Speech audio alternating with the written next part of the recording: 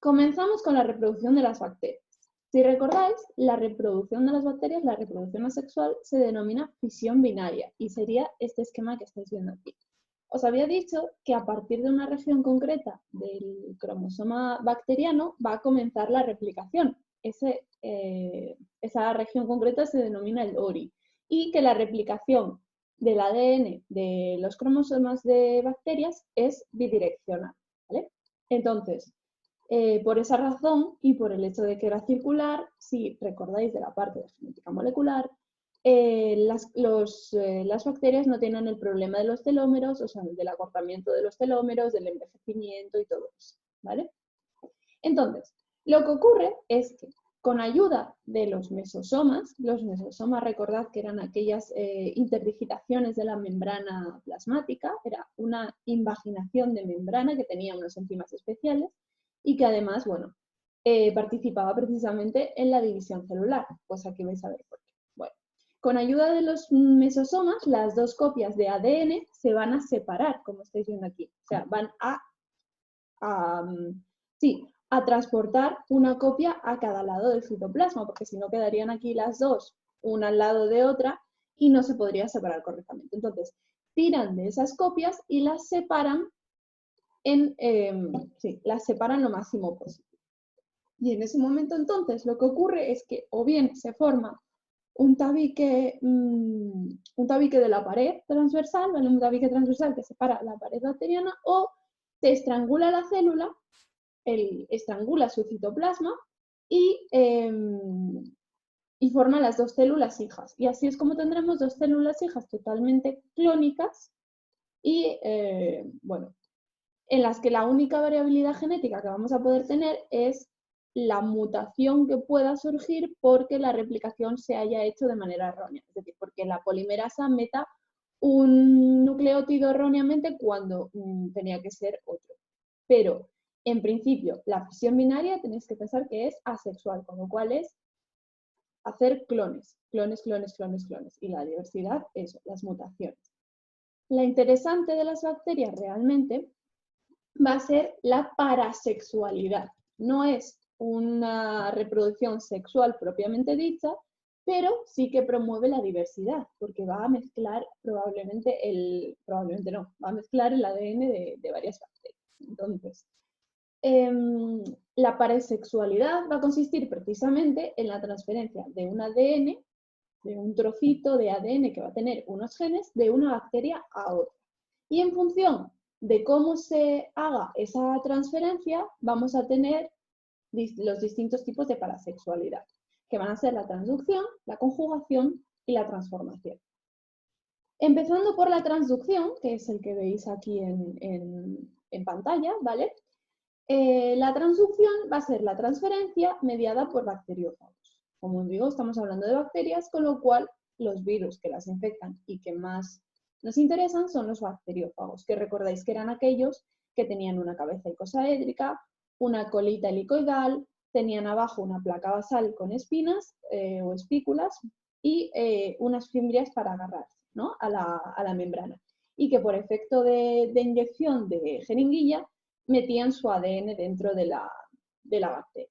Entonces, lo que va a ocurrir es que un bacteriófago que haya infectado una bacteria y que se haya quedado dentro como profago, este de aquí, que era el que había hecho o había entrado en fase lisogénica, cuando se libera para formar sus virus, te va a llevar algunos cachitos de los genes de este cromosoma, ¿vale? Va a replicar algunos cachitos, porque la replicación no va a parar justo donde el ADN del virus, ¿vale? Se va a llevar algunos cachitos. Entonces, cuando se ensamble, ese ADN va a estar enriquecido con genes que tenía esa bacteria. Y como el ADN del virus se puede meter prácticamente en cualquier sitio del cromosoma, no es tal así, pero bueno, es un poco random, pues se va a llevar distintos genes de cada bacteria, no va a ser siempre en el mismo sitio al lado del gen que codifica para la glucólisis, no, o sea,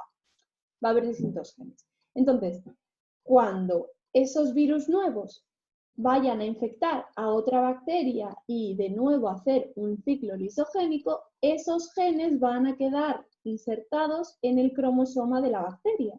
De manera que tendremos una bacteria que ahora tendrá, aparte del ADN del virus que la ha infectado, porque está infectada, tendrá genes de la primera bacteria que se había infectado. Lo siguiente entonces va a ser la conjugación. A ver, así que lo veis bien. Bien. La conjugación va a ser la transferencia de este ADN que os digo, pero a través de los piliconjugativos. Es decir, una bacteria que va a ser la bacteria donora o donadora, que es donadora precisamente porque puede formar el piliconjugativo, no todas las bacterias pueden formar esos piliconjugativos, crea un pili y le pasa un poco de ADN a otra bacteria.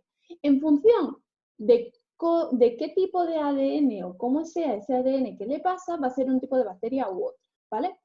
La bacteria receptora siempre la vamos a llamar F-. ¿Por qué? Porque no puede formar, o debemos suponer que no puede formar el piliconjugativo. Es verdad que es posible que estemos haciendo la conjugación con otra bacteria que sí que pueda, que haya sido previamente conjugada, ¿vale? Pero bueno, aún así a la receptora la vamos a llamar la F-, ¿vale?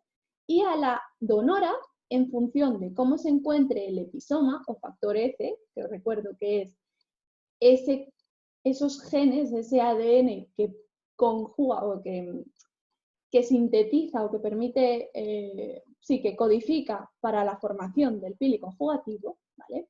Si ese episoma o factor F se encuentra fuera del cromosoma central, como si fuese un plásmido, entonces la bacteria la llamaremos F positiva, F+. Pero si ese factor F está integrado en el cromosoma central, entonces la vamos a llamar HFR. Y es la única diferencia real, o sea, la capacidad de formar los pilis conjugativos y de pasar parte de sus genes es la misma, simplemente es el dónde se va a encontrar ese factor F. Entonces, en la bacteria F positiva o F+, lo que va a hacer va a ser simplemente crear el pili conjugativo y traspasarle ese factor F y probablemente algún plásmido más. Es decir, todo lo que le pase va a ser fuera del cromosoma central. Por el contrario, la bacteria HFR va a tener que escindir o hacer una copia que se escinda de parte del cromosoma central con el factor F, de manera que va a llevar, igual que llevaban los bacteriófagos, parte de sus genes del cromosoma central. Y entonces, cuando haga la conjugación, además de algunos plásmidos que pueda tener por el citoplasma y que le pase porque se hayan replicado, le va a pasar parte de sus genes centrales, que se van a ir a introducir dentro del cromosoma central. Y de esta manera, una HFR va a crear otra HFR y una F positiva creará otra F positiva. Pero en esta F positiva, espontáneamente, puede ocurrir que el episoma se meta dentro del cromosoma central y cree, ya os digo, espontáneamente una HFR. La transformación, os recuerdo que es simplemente la introducción de un ADN que está circulando por el medio. Es decir, por ejemplo, una bacteria que ha sido lisada por otro bacteriófago porque la ha roto y ha expulsado todo su contenido, también expulsará su ADN. Si en una bacteria es capaz, o aparece una bacteria que sea capaz de meter ese ADN y asimilarlo, estaremos ante un fenómeno de transformación. Y esta bacteria que es capaz de asimilar ese ADN la vamos a llamar bacteria competente o célula competente, porque no todas las células son capaces de asimilar ADN que encuentran libre en el medio. ¿Vale? No, bueno, o sea, pensad que un ADN libre del medio, bueno, puede ser cualquier cosa. Entonces, bueno, hay que tener una serie también de procesos o de procesos de protección. Entonces, a las células capaces de hacer esto las llamaremos células competentes. Y lo siguiente ya en lo que vamos a entrar va a ser en el reino proxista. Os recordaba que eran los formados por los microorganismos eucariotas. Hemos visto hasta ahora los que estaban formados por estructuras procariotas. Ahora vamos a hablar de los eucariotas, y estos van a ser los protozoos, las algas unicelulares y los hongos. Empezando por los protozoos, os recuerdo que los protozoos son eucariotas aerobios que no tienen pared celular. Eso es importante, ¿vale? Aunque protozoos pueda recordar a lo vegetal, no tienen pared celular. Entonces, como os digo, son eucariotas aerobios, son heterótrofos, fagótrofos porque ingieren a sus presas, entonces eso ya sí que os recordará más a la parte animal. Y bueno, también pueden ser parásitos, o sea, pueden causar enfermedades y ser saprófitos. Saprófitos quiere decir que descomponen cadáveres. Pero, a pesar de que parecen como los caníbales, por así decirlo, de la cadena trófica, ¿no? Los carnívoros, los superiores, también forman el zooplancton. Entonces, son ingeridos por otros animales y los alimentan. Tenéis que saber un poquito las 4 formas que podemos encontrar de los protozoos, ¿vale? Los cilióforos o ciliados, que van a estar recubiertos de cilios, como dice su propio nombre, pero que no son patógenos, no suelen ser patógenos. Los eugenozoos o flagelados, que tienen flagelos, y los amebozoos, sarcodinos o rizópodos, que emiten pseudópodos, que si recordáis eran aquellas interdigitaciones que se usaba para la fagocitosis. Emiten pseudópodos, en este caso para desplazarse y también para fagocitar otras partículas, ¿vale? Y por último, los esporozoos, que son parásitos, estos siempre son parásitos, y que, como su propio nombre indica, son inmóviles, porque forman como una espora que va a estar rodeada de cilios y que va a ir pasando de hospedador en hospedador. Bueno, por último entonces, de los protozoos, os había comentado que podían formar caparazones duros, o sea, unos caparazones de resistencia, y que esos caparazones podían ser de distintos materiales, como por ejemplo la quitina, que os recordará de las paredes de los hongos que vemos, o de caliza, o sílice, o bueno, diversos materiales, ¿vale? Y que otros también podían reproducirse por bipartición, es decir, o esporulación. Son unos organismos un poco mix de muchas cosas, porque realmente la mayoría por lo que se reproducen va a ser por conjugación, como las bacterias. Pero bueno, que sepáis eso, que los hay que sí que hacen bipartición, no fisión, se llama bipartición y no fisión binaria en este caso, ¿vale? O esporulación, porque lo hacen es como formar una espora. Pero no, tampoco es que sea muy importante dentro de todo esto. Lo siguiente van a ser las algas unicelulares. Las algas unicelulares van a ser eucariotas aerobios porque van a hacer la fotosíntesis, pero también las vamos a hacer pluricelulares talofíticos, ¿vale? En este caso, si son pluricelulares, bueno, y unicelulares, al ser eucariotas y estar hablando de vegetales, van a tener una pared vegetal. Y en este caso la pared vegetal va a ser la típica que conocemos de siempre, la que está formada por celulosa. Y bueno, eso, más o menos.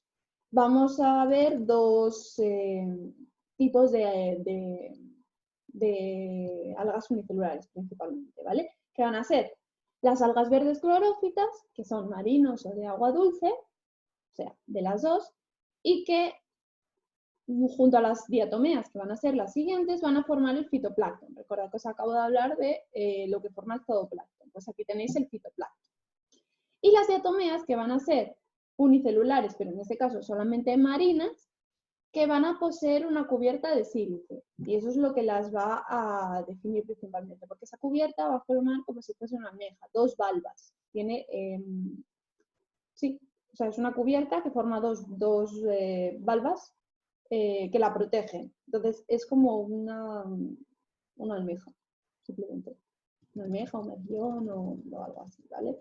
Es muy característico esta cubierta porque sí es verdad que tiene como unos relieves bastante bonitos además, y con esos relieves se pueden realizar estudios de, sí, por ejemplo, el tiempo, los materiales que hay alrededor, tal, o sea, se pueden usar para estudiar muchas cosas. Entonces, bueno, es una estructura bastante interesante, pero bueno, vosotros solo tenéis que saber eso, que está formado por una cubierta resistente y que esa cubierta tiene doble valor.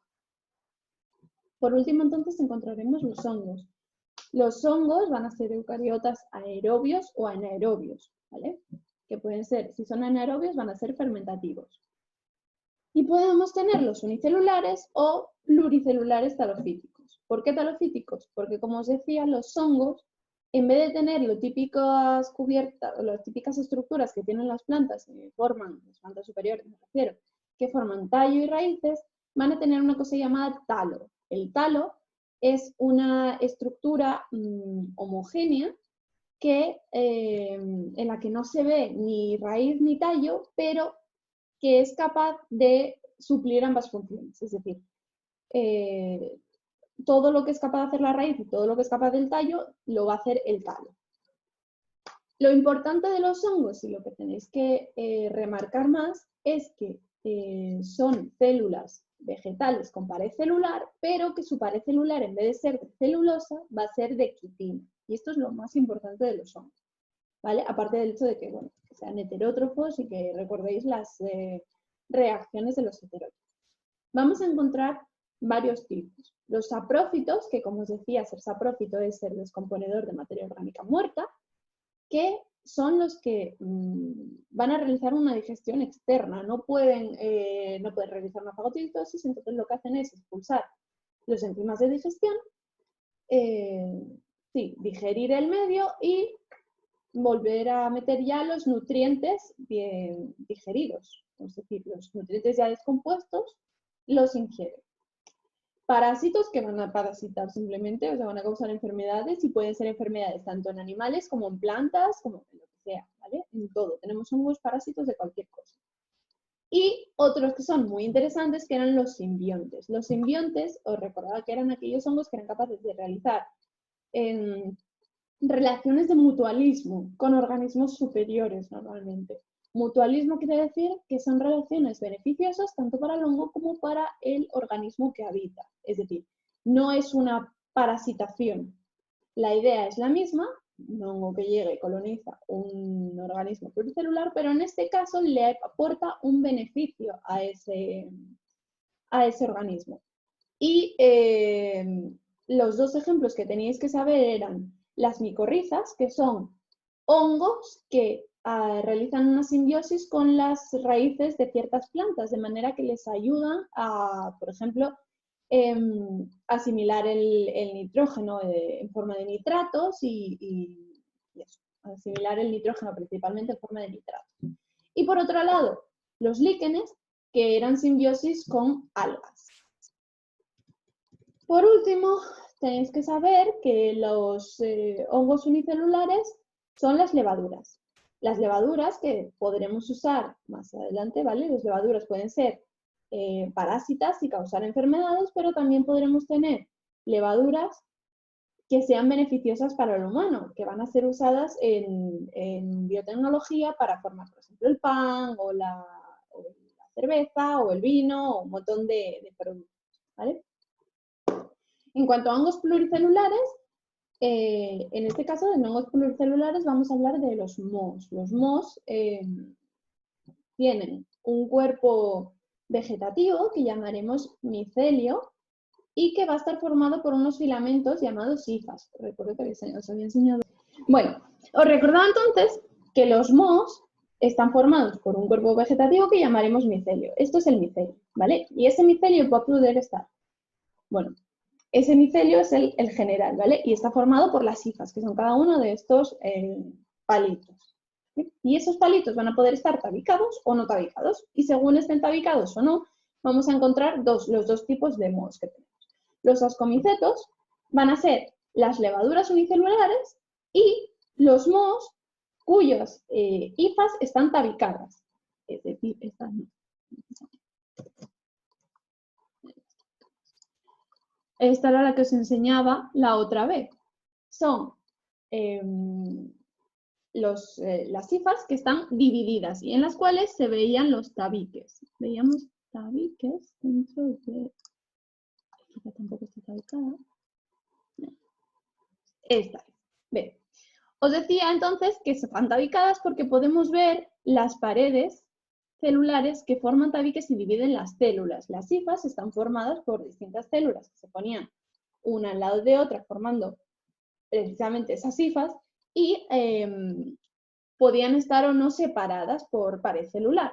En el caso de que estuviesen separadas por pared celular, veríamos estas estructuras que separaban precisamente esas hifas y son lo que llaman las hifas tabicadas. Aquí estaba viendo que tenemos aquí, por ejemplo, un núcleo y aquí tendríamos sus dos paredes. Es decir, esto es una célula. Pero si esas hifas no están tabicadas, como ocurría en este caso, que lo vemos enterito, entonces estaremos hablando de mucomicetos, porque el micelio en este caso va a aparecer más mucoso. El micelio anterior, por tener esas tabicaciones, acababa siendo más rígido. Entonces podía formar esta especie de como de corales, se formaba algo más, sí, eso, más, como con más cuerpo. Sin embargo, los mucomicetos se denominan precisamente mucomicetos porque el micelio es mucho más mucoso. Al no tener esas paredes celulares, esas paredes, paredes celulares que lo dividan, son como más, mucho más flexibles, más movibles y tal. Entonces, acaban formando un moco general que se entrama entre ello y no acabas viendo muy bien dónde está la cosa. Pero en esta que veis aquí, esta hifa, que está separada, podéis ver que aquí hay un núcleo y aquí vamos a tener otro. Y no hay una separación entre ellas, no hay un sitio donde puedas decir, sí, aquí veo que acaba una célula y empieza la otra. No sabes exactamente dónde porque los citoplasmas se continúan y están, bueno, por ciertas uniones citoplasmáticas están solapados, entonces es imposible ver dónde empieza una y dónde empieza la otra. Y entonces con esto ya llegaríamos a la parte de patogenicidad. Lo primero es la definición de microorganismo patógeno. Un microorganismo patógeno los microorganismos patógenos van a ser entidades microscópicas parásitas que causan enfermedades infecciosas y van a poder ser acelulares, bacterias, hongos, protozoos, todos los que hemos visto hasta ahora, ¿vale? Por otro lado, denominaremos virulencia o grado de patogenicidad al número de microorganismos que necesitan una enfermedad para desarrollarse, es decir, el número mínimo de cuerpos de ese microorganismo que se necesitan para que se pueda desarrollar esa enfermedad, los síntomas. Vale. Por otro lado, tendremos organismos oportunistas. Los organismos oportunistas en sí mismos no son patógenos, son organismos que lo que van a hacer es causar una infección en un momento en el que el hospedador tiene las defensas disminuidas. Por ejemplo, la cándida, creo que os contaba la otra vez, os hablaba de cándida, es un organismo que forma parte de la flora vaginal de las mujeres, de muchas, no de todas. Es decir, no todas las mujeres tienen cándida en su flora vaginal, pero la mayoría sí, un 80% de las mujeres tienen cándida en la flora vaginal. Y no es un organismo patógeno, es bueno. De hecho, se sabe que las mujeres que poseen cándida, por ejemplo, tienen mayor fertilidad. Son más fértiles las que tienen el cándida, porque crea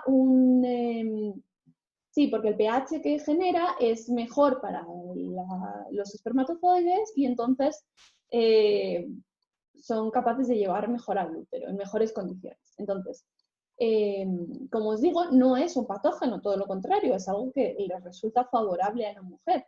Pero cuando la mujer, por ejemplo, le bajan las defensas porque ha estado enferma, porque tiene una gripe, porque lo que sea, por un momento de estrés o algo así, cándida se puede descontrolar porque al bajar las defensas no tiene ese control sobre ella o porque, por ejemplo, la enfermedad haya disminuido la existencia de otros microorganismos de esa flora, entonces queda un nicho que cándida puede ocupar y empieza a florecer. Se dice que cándida florece, quiere decir que se empieza a reproducir y a crecer el número de microorganismos. Entonces, llega un momento en el que hay tantos microorganismos de cándida que entonces sí que empieza a generar una patogenicidad, empieza a crear síntomas Y es cuando viene la rojez, los picores, los problemas, tal y cual, ¿vale? Pero en sí mismo no es patógeno. Y eso es precisamente un organismo oportunista, un organismo que aprovecha que el hospedador no se encuentra en sus mejores circunstancias. Por otro lado, tenemos microorganismos atenuados, y no me lo podéis confundir con los oportunistas, ¿vale? Los atenuados van a ser microorganismos patogénicos a los que se les ha inhibido la virulencia. Es decir, son microorganismos que, por ejemplo, se van a usar para generar ciertos tipos de vacunas. Y a colación de todos estos tipos de microorganismos que podíamos ver y que podíamos tener problemas para definir una enfermedad y qué organismo era causante de esa enfermedad, salieron los postulados de Koch. Koch lo que hizo fue definir unas condiciones que permiten realmente definir a un organismo como patógeno y como causante de la enfermedad que estamos viendo. De manera que son 4 postulados. El primero lo que dice es que el agente patogénico tiene que estar siempre presente en los animales enfermos y ausente en los animales sanos. Digamos que todo esto es un poco obvio, según lo decimos, ¿vale? Son postulados bastante obvios, pero pensad que en aquella época no se sabía por qué se causaban las enfermedades y todavía se creía que las enfermedades eran causa de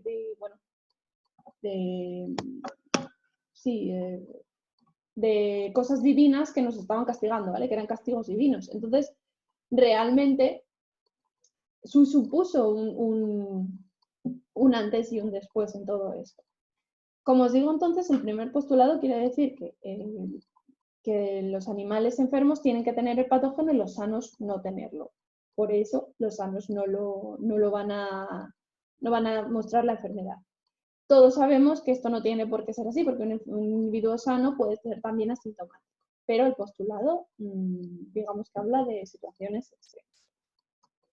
En segundo lugar, el segundo postulado dice que el agente patógeno no debe de estar presente en otras enfermedades. Es decir, tenemos que tener un agente que cause una enfermedad en concreto y que si yo tengo otra enfermedad no vaya a encontrar el mismo agente patógeno causando, o sea, de la misma manera. Esto tampoco es del todo cierto porque sabemos que hay patógenos que sí que generan 2 tipos de enfermedades según cómo evolucionen. Pero, de forma general, esto es el postulado de nuevo. El tercer postulado indica que el agente patógeno tiene que ser aislado en un cultivo puro a partir de las lesiones de la enfermedad. Es decir, que de un animal enfermo que tenga unas lesiones podremos obtener ese organismo patógeno, ya sean internas, externas o lo que sea, X. ¿Vale? El cuarto postulado indica que ha de provocar la enfermedad en todo animal al que se le inocule. Todo animal, es decir, el postulado lo que dice es que si yo te infecto, tú te tienes que enfermar, sí o sí, porque es el patógeno de esa enfermedad. También de nuevo os digo que esto no es del todo cierto porque podemos encontrarnos ante individuos asintomáticos, pero vuelve a ser la general.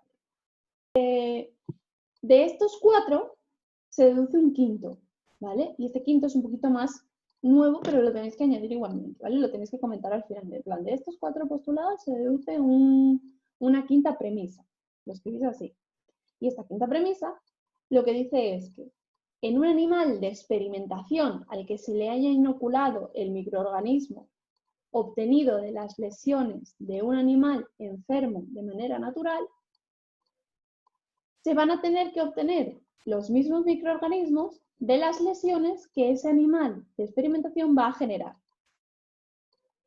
Esto es un poco la manera técnica de decirlo. Lo que quiere decir es que yo tengo un animal que está enfermo en la naturaleza, ¿vale? De X enfermedad. A ese animal les traigo el microorganismo, pues porque, por ejemplo, le formé llagas o porque simplemente está corriendo por su sangre o lo que sea, ¿vale?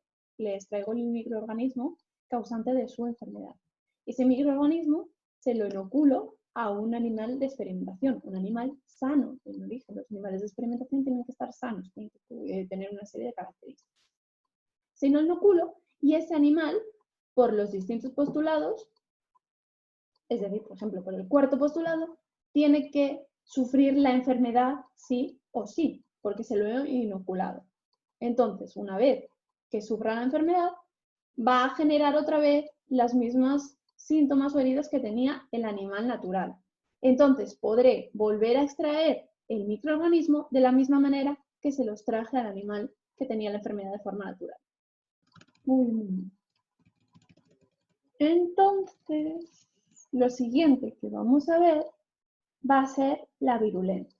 La virulencia, os he dicho que es precisamente, bueno, virulencia o grado de patogenicidad, que os lo pueden preguntar de las dos maneras, es precisamente el número de microorganismos necesarios para desarrollar la enfermedad. Pero ese número va a depender de ciertos factores, va a ser mayor o menor en función de ciertos factores, de la capacidad de virulencia de ese microorganismo, nunca mejor dicho. Microorganismos más virulentos necesitarán menos cantidad de microorganismos para generar la enfermedad. En este caso, pues el coronavirus nos estamos enfrentando a un virus que parece ser que es muy virulento, porque no necesita grandes dosis de virus, de microorganismos que te pasen para desarrollar la enfermedad. Entonces, por eso hemos llegado a la situación en la que hemos llegado. Entonces, la virulencia va a depender de ciertos factores. El primer factor va a ser precisamente el poder invasor, es decir, la capacidad que va a tener ese virus, o ese, bueno, no virus, porque estaba pensando en coronavirus, ¿vale? Pero ese microorganismo, puede ser virus, prión, viroide, puede ser un hongo, puede ser XXX, ¿vale? Bacteria, lo que sea. Ese microorganismo en general de proliferar en el cuerpo del hospedador. De manera que se va a tener que extender el microorganismo desde el punto de entrada, es decir, desde el foco de infección por el que entre en el hospedador, se va a extender por el cuerpo, por el organismo. Y según la capacidad que tenga de realizar ese proceso de extensión, de colonización del hospedador, tendremos un poder de invasión o otro.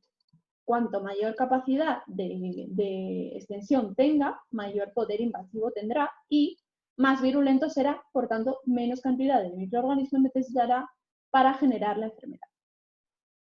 Tendremos distintos tipos de microorganismos en función de su invasión. Si el microorganismo es capaz, finalmente, de colonizar todo el cuerpo, es decir, de afectar, por ejemplo, a los distintos órganos de una persona, estaremos hablando de una infección sistémica. Una infección sistémica, por tanto, es una infección en la que el microorganismo ha logrado colonizar todo el organismo, todos los órganos. Tendremos, por ello, dos tipos de peligro a los que nos podemos enfrentar cuando un microorganismo invade un hospedador, ¿vale?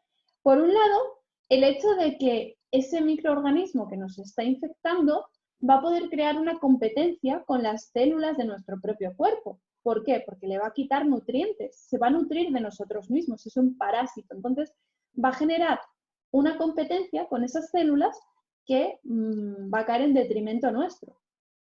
Y por otro lado, esos microorganismos podrían llegar a bloquear vasos sanguíneos y dañar los tejidos directamente, porque, por ejemplo, sean líticos o lo que sea, o porque se acumulen en los vasos, por un montón de situaciones diferentes, nos puede crear un daño directamente en los tejidos, ¿vale? Otra de las cosas de las que va a depender la virulencia va a ser la toxigenicidad.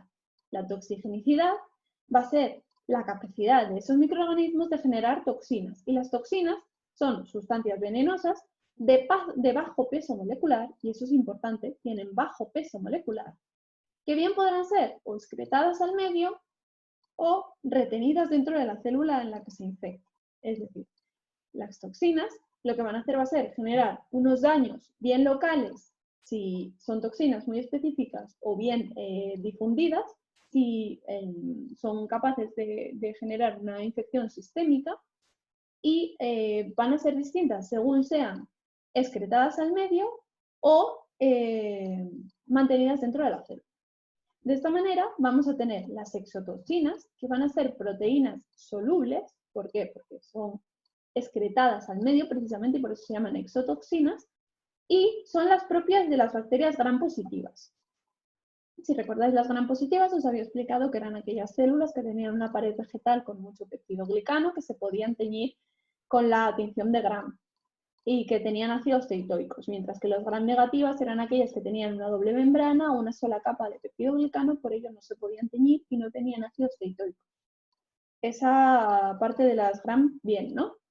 Entonces, las gram positivas van a sintetizar unas proteínas que van a ser solubles y van a liberar al medio, por tanto, y esas proteínas van a poder actuar en ausencia del microorganismo. Es decir, aunque nosotros matemos el microorganismo, si no somos capaces de destruir esas toxinas, vamos a seguir mostrando signos de enfermedad. ¿Qué ocurre con estas toxinas? Que son sensibles al calor. Van a perder su carácter de toxicidad cuando aumentamos la temperatura del cuerpo. Y por ello, estas toxinas no intentan nunca o bloquean la capacidad del cuerpo de producir fiebre. Es decir, cuando nosotros tenemos una enfermedad y esa enfermedad no produce fiebre, pero está provocada por toxinas, es muy probable que la bacteria que lo esté provocando sea una gram positiva. Pero, a cambio, sí que va a producir formación de anticuerpos en el organismo. Es decir, no vamos a formar, no vamos a poder generar fiebre, no vamos a poder subir la temperatura para protegernos porque la toxina es sensible al calor y nos bloquea esa capacidad, pero sí que vamos a poder formar anticuerpos contra ella. Un ejemplo de estas toxinas es, por ejemplo, la toxina del tétanos, que no sé si sabéis, pero, o por ejemplo la toxina botulínica. Son toxinas que generan sí, son como contracciones musculares y problemas en los músculos y en el cerebro sobre todo, y convulsiones. Y entonces matan al organismo de esa manera. Pero no generan fiebre, nunca se muestra fiebre. Pero sí que hay anticuerpos que demuestran que tú has estado infectado pues, por botulismo, por tétanos o lo que sea. Por otro lado, vamos a tener entonces las endotoxinas. Las endotoxinas son realmente los lipopolisacáridos de la membrana externa de las bacterias gram negativas. Os decía que las bacterias gram negativas estaban formadas por una doble membrana y en medio tenían los peptidoglicanos. Entonces, de esa doble membrana, la membrana externa tiene unos lipopolisacáridos y esos lipopolisacáridos pueden actuar como endotoxinas. Esas endotoxinas, cuando llegan a una célula, se meten dentro de la célula, ¿vale? Y digamos que la dañan, hacen que esa célula acabe rompiéndose, lisándose, ¿vale? Y cuando esa célula es dañada y se desintegra, se rompe, se lisa, suelta todo su contenido al exterior. Y dentro de ese contenido continuarán estando estos lipopolisacáridos que podrán continuar afectando a otras células. Lo que tienen estas toxinas es que, al contrario que las anteriores, no se destruyen por calor, con lo cual les da igual causar fiebre y sí que causan mucha fiebre. Que además el proceso febril va a estar agravado por el hecho de que las células se están lisando, están rompiendo y están soltando su contenido al medio, por lo tanto se están rompiendo más células y estamos cada vez peor. Pero estas células, sin embargo, sí que van a bloquear la capacidad del cuerpo de producir anticuerpos, porque son las que sí que las pueden destruir. Con lo cual, son justo lo contrario, las endotoxinas y las exotoxinas. Un ejemplo es Bordetella pertussis, que causa la tosferina. La tosferina era una enfermedad que generaba mucha fiebre, mucha fiebre, mucha fiebre. Y se pensaba que la gente moría de fiebre realmente, del calor, de que empezaban a calentar, a calentar, a calentar y que ellos mismos se licuaban. Era el hecho de que la toxina estaba cada vez provocando mayor rotura de células, de lisis, de que el cuerpo seguía realmente subiendo el calor. Es verdad que cuando el cuerpo llega a una fiebre muy alta se desnaturalizan enzimas y entonces acaba reventando por todas partes. Importante, por tanto, la diferencia entre las exotoxinas y las endotoxinas. Lo siguiente que vamos a ver, ahí tenía esta. Sí que la tenía, lo siento. Y era por eso, ¿vale? Y sin embargo, de exotoxinas sí que sonarán el tétanos o el botulismo. El botulismo está causado por la toxina botulínica, y la toxina botulínica es la que se usa en los procesos de Botox. Cuando la gente se inyecta Botox, lo que hace precisamente es inyectarse toxina botulínica. O sea, es una salvajada realmente lo que estamos haciendo en su mundo, pero bueno, ¿qué le vamos a hacer? ¿Por qué? Porque esa toxina botulínica, digamos que se mete de manera controlada en una zona localizada, lo que hace es precisamente paralizar la contracción muscular, hacer que las células estén todo el rato, en realidad las fibras de la miosina y todo eso de las células musculares estén contraídas todo el rato, de manera que están tensas y por eso se alisa todo, por eso quedas con esa forma como de muñeca pepona, ¿sabes? Pero lo interesante de esto es que eso es una exotoxina que te puede matar. Está puesto en cantidades muy pequeñas, pero sigue siendo es la misma toxina, o era la misma toxina hasta donde yo sabía. Sé que ahora, bueno, creo que hay que han hecho compuestos sintéticos y tal, pero vamos, que la idea es la misma. O sea, te está provocando lo mismo que te provoca el patógeno original. Pasa que, bueno, en menor cantidad, localizado e inyectado de una manera en X sitios, por eso tampoco se puede poner Botox en cualquier parte, ni se debería poner en ningún sitio, pero bueno. Y eso. No hablo de cara, o sea, os estoy hablando desde el punto de vista biológico, quiero decir que desde el punto de vista biológico para mí es una salvajada. Ya desde el punto de vista estético, cada uno que se arregle lo que quiera. Me parece muy bien, o sea, eso tal. Pero bueno, hay otras formas, ¿sabes? No inyectándote veneno en el cuerpo. Yo creo. Sigamos pues. Como os decía entonces, importante la diferencia entre las exotoxinas y las endotoxinas. Aquí tenéis una tabla que igual os ayuda un poquito. Sobre la parte de los genes y tal no os he comentado nada porque bueno, tampoco os he visto que entre mucho en EBAU, pero bueno, si os entrase simplemente tenéis aquí el hecho de que las exotoxinas se van a codificar tanto en plásmidos como en el cromosoma central, y las endotoxinas es verdad que se suelen codificar en el cromosoma central solamente. Pero sí importante lo de las gram positivas y negativas. Bueno, aquí es verdad que os pone que las exotoxinas también son propias de las negativas, pero lo que tenéis que saber es que son propias de las positivas. ¿Vale? Esta gráfica es un poquito más avanzada. Pero las excepciones digamos que no las tenéis que saber. Y lo siguiente que os había puesto por aquí eran unas tablas simplemente para que veáis que hay distintos tipos de enfermedades, pero no las tenéis que saber, no hay que saberse de memoria esto. Pero por si os interesase saber que, por ejemplo, la gripe es causada por un ortomixovirus que tiene ARN monocatenario, ¿vale? Y la forma de contagio y tal. O, por ejemplo, la varicela, que es otro muy típico, es producida por un herpes virus, lo mismo que los herpes que salen en la boca. Y bueno, a mí me resulta bastante interesante el hecho de cómo puedes comparar cómo virus de la misma familia, que son tan parecidos, causan enfermedades tan complejamente diferentes. Por ejemplo, la poliomielitis, que es una enfermedad muy grave, que a mí mató muchísima gente en su momento, es causada por un picornavirus. Y el picornavirus os recordará de la parte de donde la que se hablaba de los tipos de virus.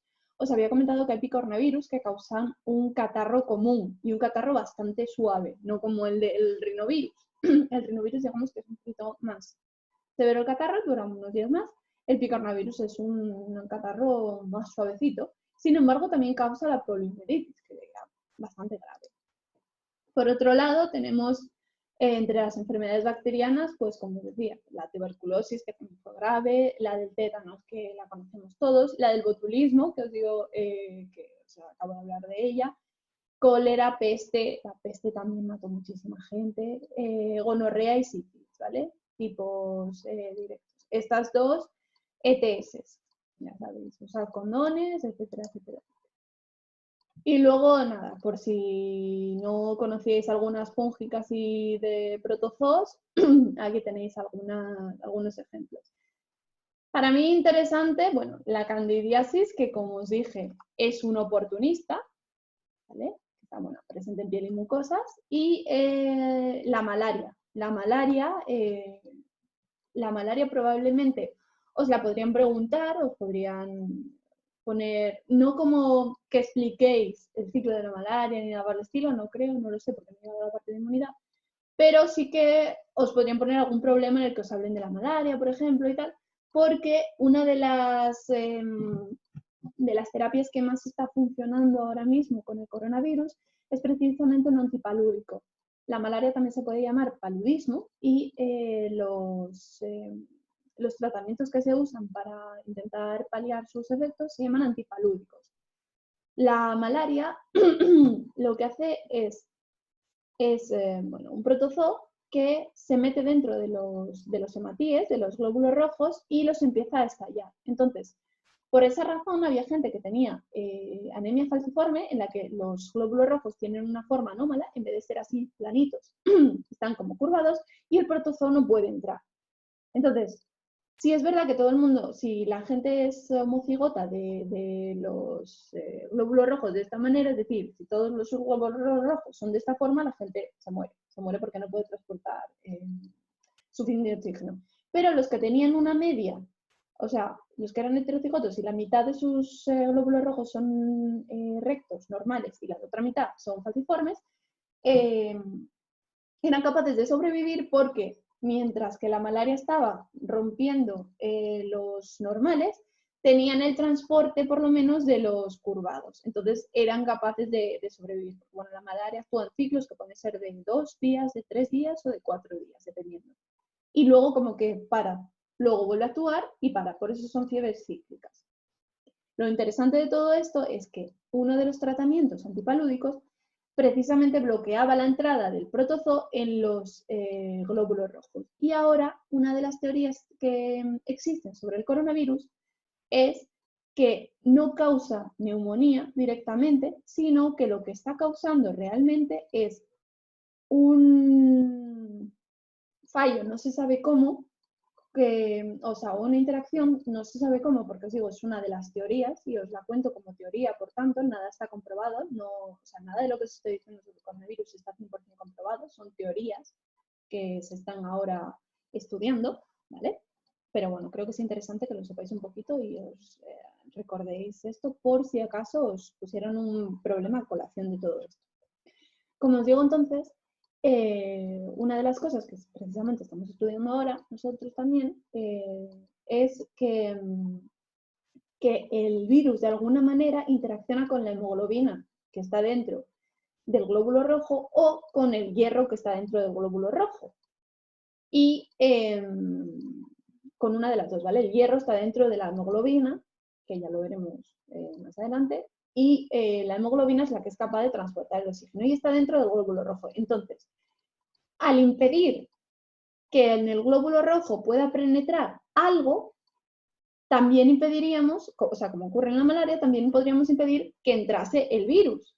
Y parece ser que a los individuos a los que se les está tratando con este antipalúdico están mejorando notablemente, están funcionando mejor. Entonces, lo que se crea ahora mismo, que no es la teoría más extendida, solo una de tantas, es que la neumonía realmente no está causada por el virus per se, sino por la falta de oxígeno que se genera al estar lisando o rompiendo esa hemoglobina. Que no rompe glóbulos rojos, creo, porque ya he oído que también que sí, no lo sé muy bien, pero sí que estropea la hemoglobina por acción del hierro, que creo que precipita dentro del glóbulo rojo o algo por el estilo, es la idea. Y entonces, al faltar oxígeno, se crea una hipoxia y esa hipoxia hace que los pulmones se empiecen a estropear, simplemente, ¿vale? Y que no haya oxígeno. Como os digo, esto es una de las teorías y que, de ser cierta, o sea, de ir confirmándose o algo así, creo que podría llegar a ser una pregunta o un hilo del que tirar de una pregunta de la EBAU, el hecho de eso, de que vaya por ahí la cosa, ¿vale? Que os puedan preguntar, pues eso, vías de contagio o cualquiera de las cosas que os he comentado. No sé exactamente deciros que os podrían preguntar, pero bueno, os lo cuento para que estéis un poco al día de alguna de las teorías que existen. Las otras típicas son las de que crea neumonía normal y tal, entonces, bueno, por ahí os podrían preguntar como algo de las vías respiratorias que son fáciles de infección o más cosas que veremos ahora del por qué la cuarentena y tal, ¿vale? Simplemente eso, para que tengáis una idea. Entonces, seguimos con ahora las enfermedades infecciosas en general, ¿vale? Las enfermedades infecciosas entonces van a ser causadas por organismos patógenos. Si os preguntan qué es una enfermedad infecciosa, eso es fácil, una causada por un organismo patógeno. Pero se denomina enfermedad infecciosa a aquella que es transmisible de individuos enfermos a individuos sanos. Si no, no es una enfermedad infecciosa, es una enfermedad a secas, ¿vale? O sea, el cáncer no es una enfermedad infecciosa. Es obvio, pero bueno, recordadlo para poder recordar el incluir esa parte en la definición. Una enfermedad infecciosa es causada, lógicamente, por un microorganismo patógeno, pero que se puede transmitir de individuos enfermos a individuos sanos. Denominaremos entonces infección al proceso de entrada de este microorganismo en el individuo sano. Al momento en el que el microorganismo penetra ese individuo sano, lo contagia, ¿vale? Y lo infecta. Cuando la enfermedad se transmita de un animal vertebrado al humano o viceversa, pero ambos, tanto el animal como el humano, sufran la enfermedad, lo llamaremos zoonosis. Repito, una zoonosis es una enfermedad en la que el microorganismo pasa de un animal vertebrado a un humano, o viceversa, también puede ser, pero ambos sufren la enfermedad, ambos se ponen enfermos, ambos tienen síntomas. Por ejemplo, la rabia. La rabia la tienen, el perro sufre la rabia, si te muerde un perro con rabia, tú también sufres rabia. Los dos la sufren. Por otro lado, y porque os cuento lo de la zoonosis, tenemos las enfermedades en las que los animales actúan de vectores. Y os lo cuento también por la idea de que el coronavirus procede de un animal, que por cierto todavía no se conoce, aunque el origen fue el murciélago, se sabe que ha tenido que haber un organismo en medio, pero todavía no se sabe cuál es, aunque se ha dicho sobre el pangolín y sobre varios más. Todavía no se ha confirmado cuál es el que hay intermedio porque la cantidad de solapamiento génico que hay entre el virus que tiene el pangolín y que tenemos nosotros no es suficiente, con lo cual se cree que hay un organismo en medio, ¿vale? Bien, pues cuando hay un animal que transmite el microorganismo al humano, pero ese animal no sufre la enfermedad, solo lo transporta, estaremos diciendo que ese animal es un vector. Y esa infección será, o sea, esa enfermedad será una infección o una enfermedad infecciosa al uso simplemente que ha sido transmitida por un vector. No será una zoonosis. Y quiero que os quede bien clara la diferencia precisamente por la situación actual de que os pueden preguntar el tema de zoonosis para que os deis cuenta que el coronavirus, en principio, y que sepamos, algo que el pobre animal esté por ahí escondido, extinguiéndose, no es una zoonosis, ¿vale? Salvo para el animalito, el pobre que esté, eso que nos lo haya pasado, esté bajo tierra ahí perdido, no es una zoonosis, es una enfermedad transmitida por vectores. Por otro lado, entonces, vamos a tener dos tipos de vectores. ¿Vale? Los vectores biológicos serán aquellos animales en los que el microorganismo, o bueno, serán animales que transmiten enfermedades en los que el microorganismo desarrolla una parte de su ciclo dentro de ese animal. Por ejemplo, en la malaria, ¿vale? El protozoo de la malaria desarrolla una parte de su ciclo dentro del mosquito. Se reproduce, por ejemplo. O sí, o sea, se reproduce, genera, pues al mosquito le llega como quiste, como huevito, y entonces crece y se desarrolla y se reproduce y luego ya llega al humano y en el humano lo destroza. La peste, por ejemplo, también hacía lo mismo. La peste era una bacteria que estaba en las ratas y a través de la pulga pasó al humano. En la pulga, entonces, creaba más huevos y creaba, o sea, se desarrollaba una segunda fase de esa enfermedad y cuando llegaba a nosotros ya nos destrozaba. Por otro lado, tendremos vectores mecánicos. En este caso, el animal, en vez de que el microorganismo se desarrolle dentro de él o desarrolle una fase de su ciclo dentro de él, simplemente lo va a transportar de un sitio a otro. Por ejemplo, ocurre mucho con las moscas. Las moscas transportan muchísimos microorganismos en las alas y en las patas. Entonces, por eso, cuidado con las moscas. Por ejemplo, suelen transportar mogollón de huevos en las alas porque los microorganismos llegan y se los ponen en las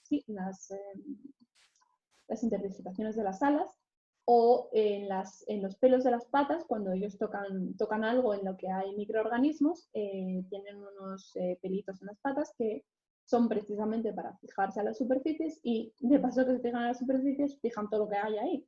Entonces, al posarse en la superficie, cogen los huevos que haya o los microorganismos y tal, y cuando van a la siguiente, pues lo sueltan. O sea, al tocar la siguiente superficie, pues ahí encima queda.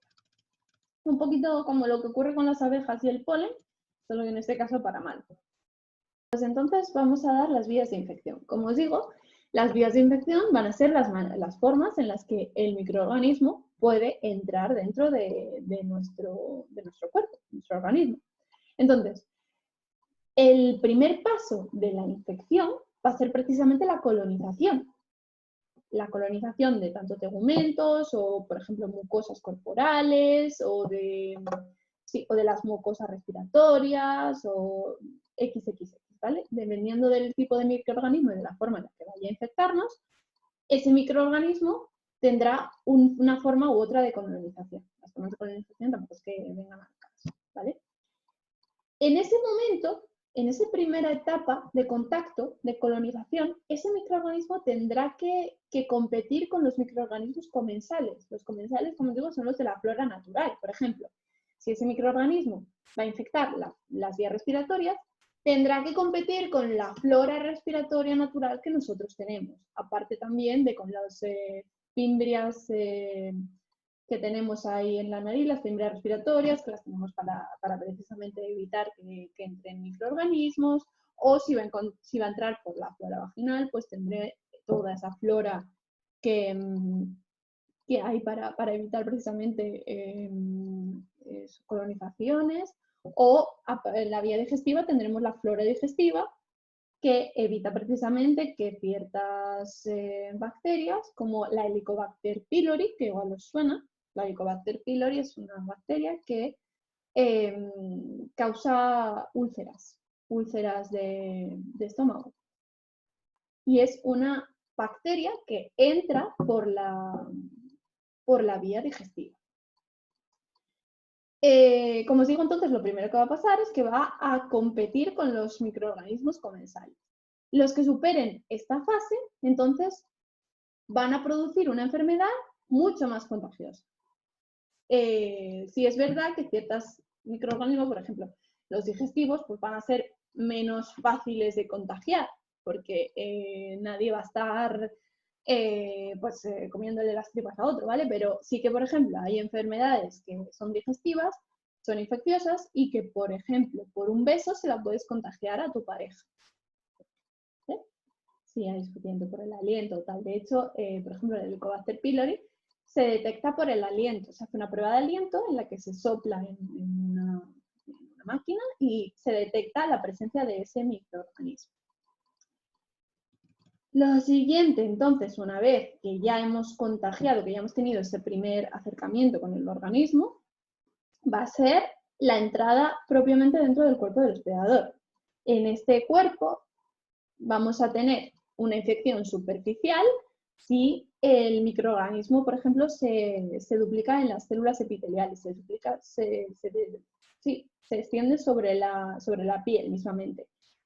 Sin embargo, si el microorganismo entra en la sangre, se disemina por todo el cuerpo y empieza a afectar todos los órganos, tendremos lo que habíamos comentado que era una infección sistémica. Por otro lado, una vez entonces que ya se ha colocado en sus órganos target, por así decirlo, es decir, en las zonas que más le interesa al microorganismo, entonces lo que va a hacer es empezar a reproducirse. Ya sea bien o en una lesión superficial, por ejemplo, nosotros tenemos una herida y esa herida toca con algo que está oxidado, ahí cogemos las bacterias del tétanos, esas bacterias se quedan ahí en esa lesión y empiezan a reproducirse y nos empiezan a soltar su toxina, la toxina tetánica, dentro del organismo. Bueno, pues ahí estarían reproduciéndose en una herida superficial, pero también puede que alcancen los ganglios linfáticos, por ejemplo, y se empiecen a diseminar por todo el sistema linfático, o que alcancen los vasos sanguíneos y se empiezan a diseminar por los vasos sanguíneos. De esa manera colonizarían todo. Una vez que han colonizado, entonces se empiezan a reproducir. Y una vez entonces que se reproducen, suele comenzar la defensa del organismo. Es decir, se crean todas las partes de la inmunidad que veremos más adelante en el siguiente tema. Si estos microorganismos consiguen superar esas primeras barreras de inmunidad, entonces será cuando se desarrollen ya los síntomas de la enfermedad propiamente dicha. Estos, como os digo, normalmente estas primeras barreras de defensa suelen ser la inflamación, o sea, en una herida se inflama para intentar que no penetren los microorganismos, o el sistema inmune envía sus macrófagos. Los macrófagos son células fagocíticas, células que pueden comerse todo lo que sea ajeno, y las envían a la zona de infección, al foco de infección, y esos macrófagos empiezan a comerse los microorganismos.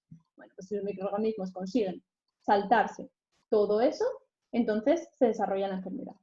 El tiempo que va a transcurrir entre que el microorganismo penetre por el foco de infección hasta que se manifiesten los síntomas, es decir, hasta que es capaz de superar toda esa primera barrera de inmunidad, es lo que vamos a llamar el periodo de incubación. Y os repito, periodo de incubación lo definiremos como el tiempo que transcurre desde que el microorganismo patógeno penetra por el foco de infección hasta la manifestación de los síntomas de la enfermedad. Lo siguiente que vamos a ver van a ser las vías de contagio. La propagación de un individuo enfermo a uno sano va a ser lo que vamos a llamar contagio. ¿Vale? El contagio, y toda esta parte del contagio me parece bastante importante por la situación actual, de nuevo. El contagio directo va a ser el paso directo del microorganismo desde un individuo enfermo a uno sano, y el contagio indirecto va a ser el paso a través de un agente intermediario, como puede ser, por ejemplo, el agua o ciertos alimentos, o la superficie de algo que tocamos, los animales, el aire mismamente, porque, bueno, en realidad el aire sí que sería un contagio directo, ¿sabes? O sea, porque el aire suele ser, no porque queda en el aire, aunque sí es verdad que, por ejemplo, en el caso del coronavirus se cree que queda disperso en el aire durante media hora, en el aire suele ser porque una gotita de saliva toca a otro individuo y eso sería un contacto directo. Entonces, bueno, cuidado con lo del aire, que se puede coger de las dos maneras, ¿vale? Un contacto directo o un contacto indirecto si queda suspendido en el aire y luego viene otra persona, pasa por ahí y lo toma. Entonces, bueno, esto que os voy a decir ahora, como el Padre Nuestro. Pero como el Padre Nuestro, no. O sea, como vuestro nombre y apellidos. ¿Vale? ¿Qué van a ser? Los tipos de infecciones que vamos a tener según el número de personas y la distribución de la afección. ¿Vale? Vamos a tener enfermedades esporádicas. Las enfermedades esporádicas ocurren una sola vez. Son las normales. Las que las que ocurren una sola vez, pero no las que ocurren en plan la varicela, ¿vale? No solo las de la varicela, que solo la tienes una vez en la vida, no. O sea, una gripe es una enfermedad esporádica. Una gripe normal, me refiero.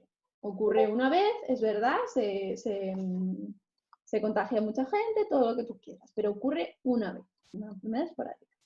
Una enfermedad endémica va a ser aquella que está circunscrita a un área concreta, sin que se presenten casos fuera de ella. Por ejemplo, la malaria se considera endémica porque solo aparece en ciertas zonas, sobre todo, por ejemplo, en África y como mucho en unas zonas del levante de España. Pero, yo que soy asturiana, si tú vas a Asturias, no esperas ver malaria allí, no esperas ver crecer casos de malaria. Entonces, puedes ver una persona que esté contagiada de malaria, pero que la haya traído de allí, pero no vas a ver que la enfermedad progrese, ¿vale? Que prolifere. Entonces, eso es una enfermedad endémica, o una infección endémica. Una epidemia, y ojo aquí, una epidemia es una enfermedad infecciosa que afecta al mismo tiempo a un número inhabitualmente alto de individuos de un área geográfica. Repito, epidemia va a ser una enfermedad infecciosa que va a afectar a un gran número de individuos inusualmente alto, inhabitualmente alto, como lo queráis decir, o sea, a un número de individuos anormalmente alto, en un área geográfica concreta. El coronavirus en Wuhan era una epidemia en enero. ¿Vale? En febrero ya había pasado a Italia. Bueno, ahí estábamos en el límite un poquito porque entre Italia y China hay mucha diferencia, ¿vale? Pero en enero, que estaba en Wuhan, controlado dentro de lo que era ese país, era una epidemia, porque estaba afectando a un número muy alto de personas, más alto de lo que dicen realmente, yo creo, pero en un área geográfica controlada. Entonces, pandemia lo vamos a definir como una enfermedad infecciosa que afecta a un gran número de individuos, igualmente, pero a escala mundial. En este caso.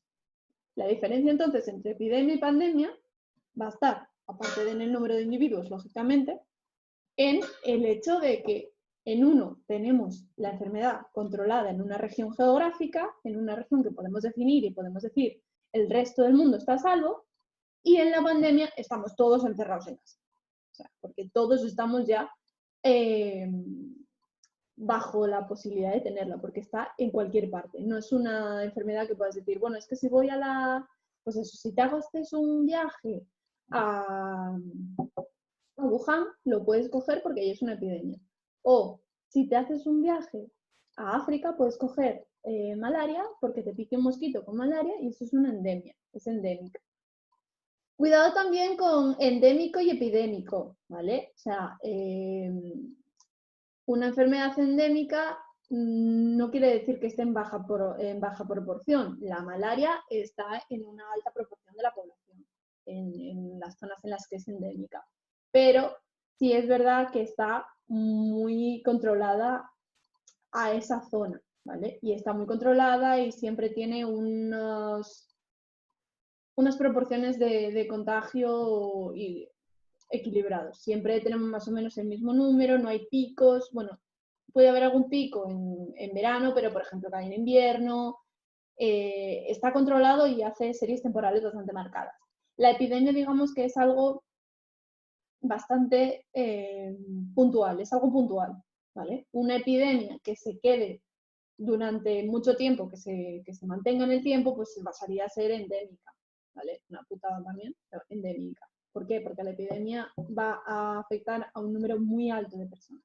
Y luego la pandemia, pues la pandemia, como os digo, ya es algo que es muy gordo. Las únicas pandemias así realmente fuertes que hemos tenido serían la de la fiebre amarilla, o una fiebre española, ¿vale? Que teníamos, que nos echaron la culpa pero no la teníamos, la de esa del coronavirus, la de la peste negra, que os sonará, que diezmó la población, es decir, quedó solo vivo 1 de cada 10, que ya fue muy gordo.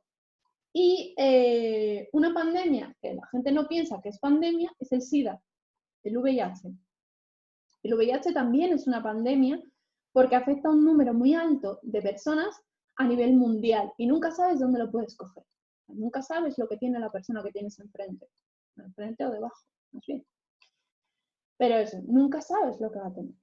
Con lo cual, el SIDA es una pandemia también y hay que tener cuidado. Y como esa, muchas otras, ¿vale? Pero bueno, las importantes es esa. Entonces, a fin de detener la extensión de enfermedades infecciosas, se pueden llevar a cabo ciertas técnicas de aislamiento y de cuarentena. Para mi gusto, os pueden preguntar esto, pero vamos, casi seguro. En alguna de las comunidades autónomas cae seguro. Si no, acordaos de mí. Aislamiento lo vamos a definir como la separación de personas enfermas de personas sanas. Es decir, el aislamiento es separar a las personas que están enfermas de las sanas. Ya está, simplemente. Cuarentena es el periodo de aislamiento que tendrán que realizar personas que, sin estar enfermas, han estado expuestas o posiblemente expuestas al agente infeccioso y, por tanto, puedan ser portadoras. ¿Vale? Por eso es importante que me diferenciéis entre aislamiento y cuarentena. Nosotros no estamos en aislamiento, estamos en cuarentena. ¿Vale? Estamos en nuestra casa, estamos bien, no podemos salir porque puede que nos hayamos expuesto. Bueno, ahora ya sí que estamos en aislamiento. Pero, por ejemplo, las primeras semanas era de cuarentena. Y es importante remarcarlo de o posiblemente expuestas. Lo siguiente que vamos a hablar van a ser los agentes, lo siguiente que vamos a hablar van a ser los agentes antimicrobianos. Los agentes antimicrobianos van a ser aquellos que pueden o bien destruir o bien inhibir el crecimiento de los microorganismos, ¿vale? Y se van a clasificar según el efecto. Y estas son las que tenéis que ver. Los microbicidas van a ser aquellos que causen la muerte total del organismo, ¿vale? Porque esterilizan todo el medio.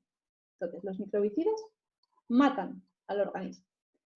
Los microbiostáticos, por el contrario, lo que van a hacer es inhibir la capacidad de reproducción del organismo. No esterilizan el medio, sino que lo que hacen es disminuir la cantidad de microorganismos que hay, hacer que no se puedan dividir y entonces que acaben muriendo por el tiempo. O sea, que el organismo acabe pudiendo matarlos solos, de manera que no se reproducen y no hay cada vez más organismos. ¿Cómo has dicho que se llaman esos, perdona? Sí, tranquilo, repito. Los microbicidas, con B, ¿vale? Microbicidas causarán la muerte del organismo, ¿vale? Porque van a esterilizarlo todo, van a esterilizar el medio completo. Pero los microbiostáticos,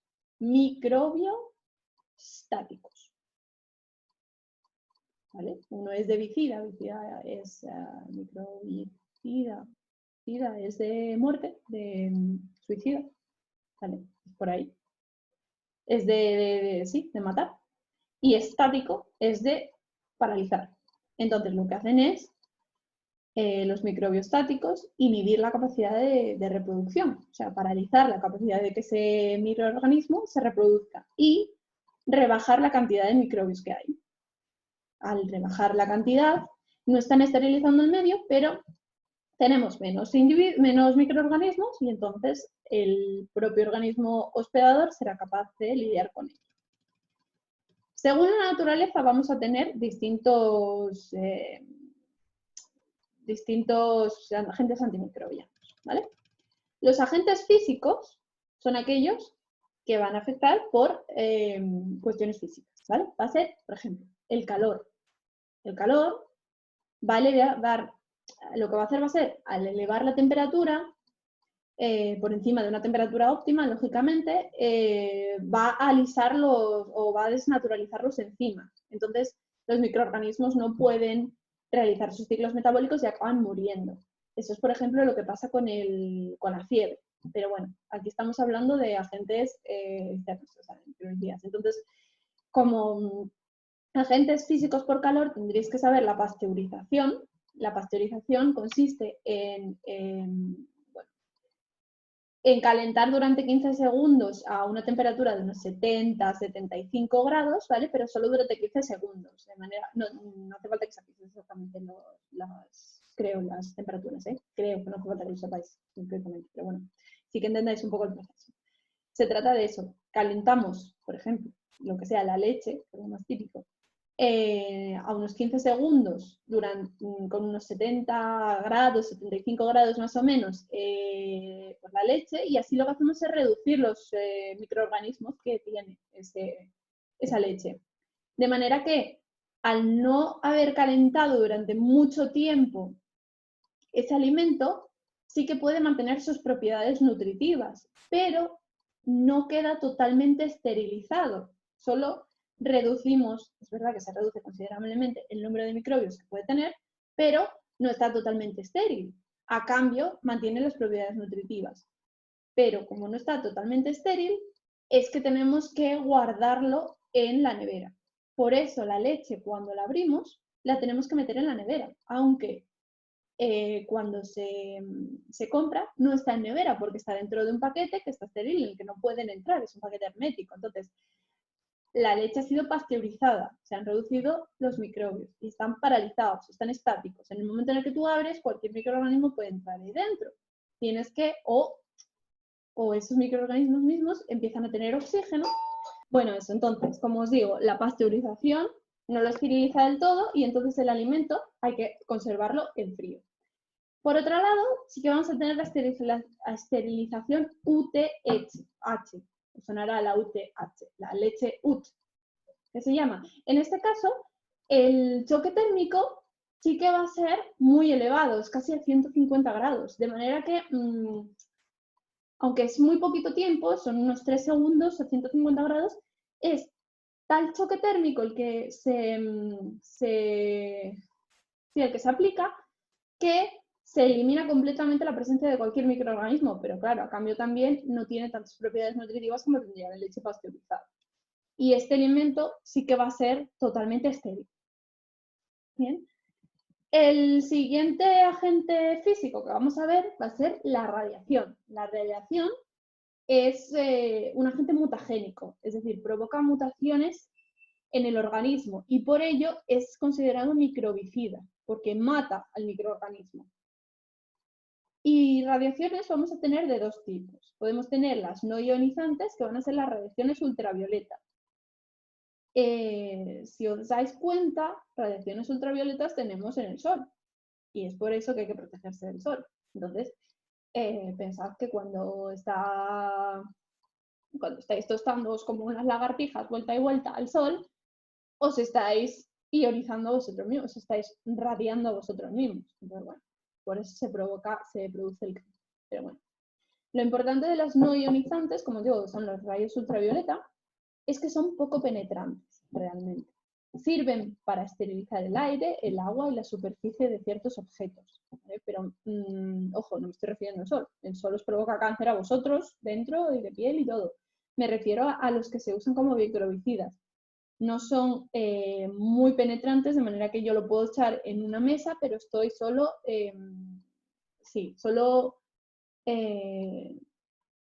esterilizando la superficie. ¿Vale? Sin embargo, las ionizantes, que son los rayos gamma y los rayos X, que también están en el sol, por eso hay que tener cuidado, esas sí que son muy penetrantes.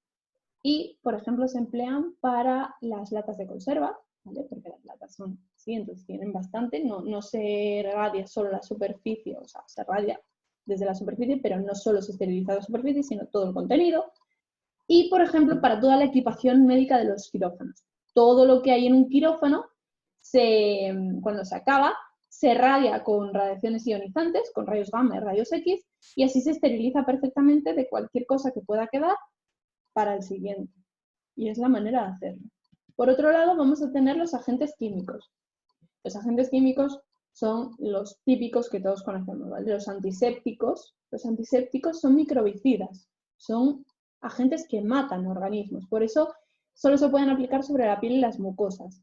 No son aptos para uso interno. Son, por ejemplo, el etanol, el yodo es el betadine, o el agua oxigenada.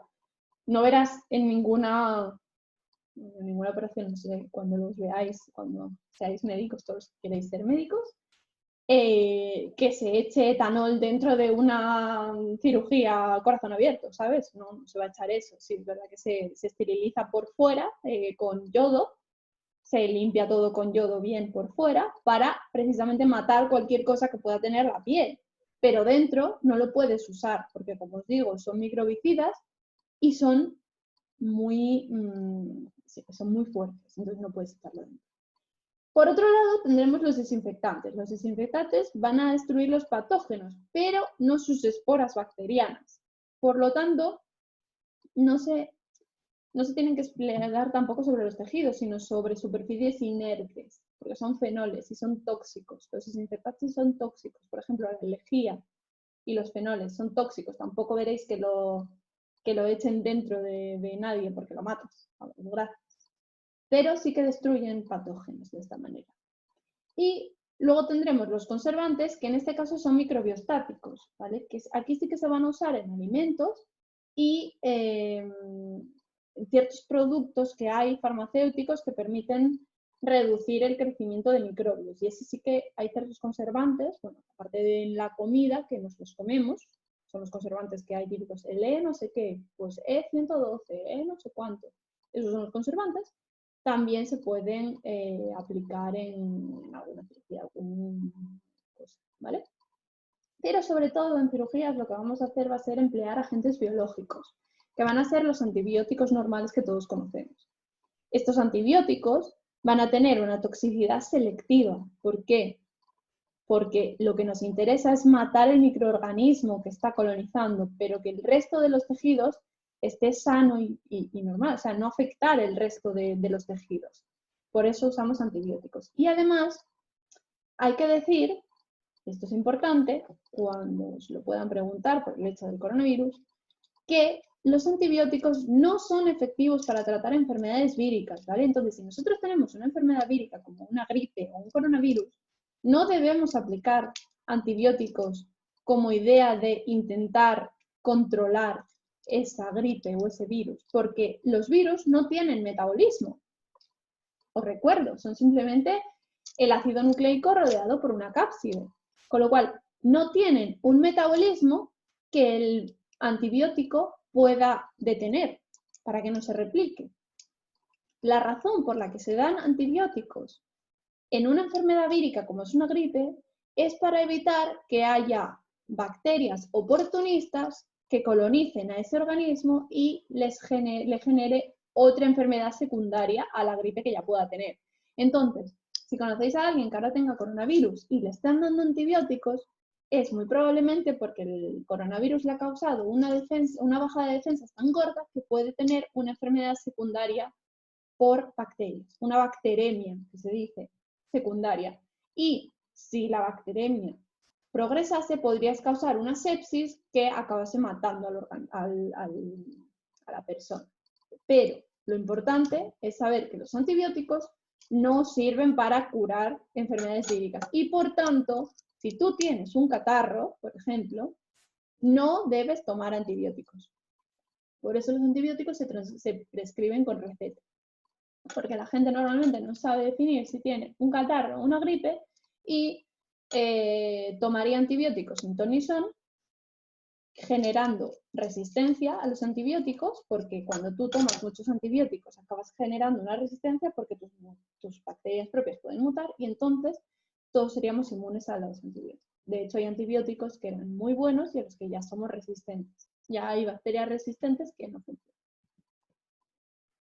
Y por último, os quería comentar que hay un mecanismo de las bacterias del que os he estado hablando varias veces, que son las esporas.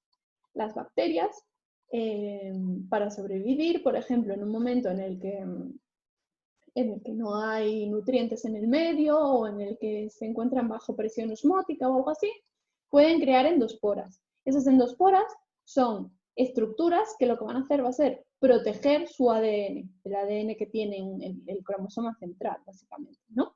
Entonces, con esa cubierta protegen el ADN y quedan como en un momento quiescente.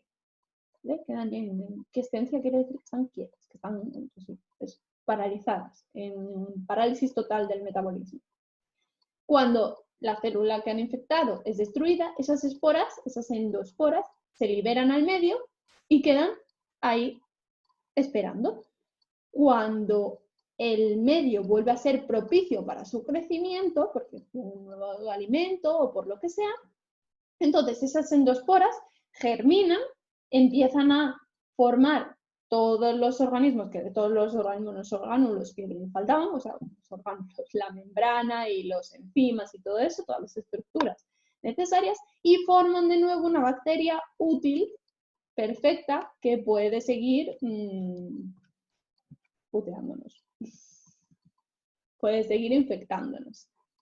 Las endosporas son cubiertas complejas que forman las bacterias en condiciones adversas para proteger el ADN.